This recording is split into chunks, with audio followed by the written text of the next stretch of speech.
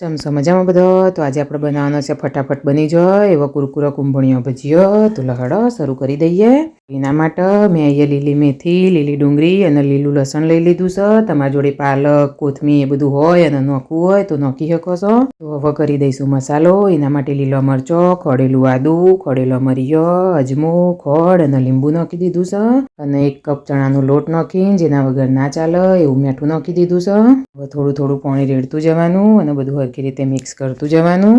મારે અહીંયા 1 કપ ચણાનો લોટ થોડો ઓછો પડ્યો એટલે મેં ઉપરથી થોડો નાખ્યો તો લહેડો આપણું ખીરું બનીને તૈયાર થઈ ગયું છે। તો હવે પાડી દઈએ ભજીયો। તેલ ગરમ થાય એટલે આવી રીતે નાનો નાનો ભજીયો પાડતું જવાનું અને આવી રીતે ના ફાવે તો એક એક ભજીયું પાડવાનું। એક એક પાડશો તો એ કુંભણિયો ભજીયો જ બનશે, બીજું કંઈ નહીં બની જાય। કુંભણિયો ભજીયો કુરકુરો કરવાનો છે એટલે નાનો નાનો પાડવાનો, મોટા ભજીયા નહીં કરવાના અને આમાં સાજીના ફૂલની જરૂર નહીં। તો આપણો કુરકુરો કુંભણિયો ભજીયો ગોલ્ડન બ્રાઉન થઈ જશે। હવે એને કાઢી લઈશું। ખાઈને કહું કેવો બન્યો છે? તો ઊંધી વિડીયોને લાઈક અને ચેનલને સબસ્ક્રાઈબ કરતો જજો। Thanks for watching.